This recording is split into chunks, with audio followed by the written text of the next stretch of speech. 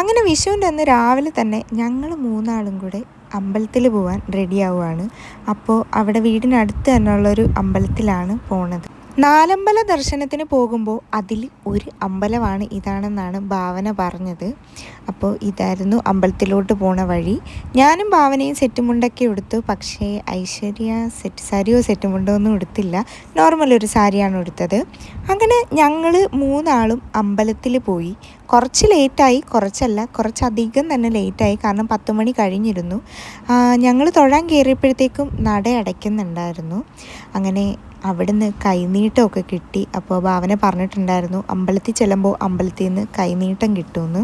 അവിടുന്ന് നേരെ ഞങ്ങൾ പുഴയുടെ ഭാഗത്ത് പോയി കുറച്ച് നേരം ഫോട്ടോസും വീഡിയോസും ഒക്കെ എടുത്ത് ശേഷം ഞങ്ങൾ തിരിച്ച് വീട്ടിലോട്ട് പോകാനായിട്ട് ഇറങ്ങിയപ്പോഴത്തേക്കും പായസം വേണമെന്നൊക്കെ ചോദിച്ചിട്ട് ഞങ്ങളെ അവിടുന്ന് വിളിച്ചിട്ടുണ്ടായിരുന്നു. അങ്ങനെ ഞങ്ങൾ ഭഗവാനെ നേദിച്ച ഈ പ്രസാദങ്ങളൊക്കെ മേടിച്ചുകൊണ്ട് കുറച്ച് കഴിക്കുകയും ചെയ്തു. എന്നിട്ട് തിരിച്ച് അതും വാങ്ങി ഞങ്ങൾ വീട്ടിൽ പോയി. അപ്പം അത്രയേ ഉള്ളൂ.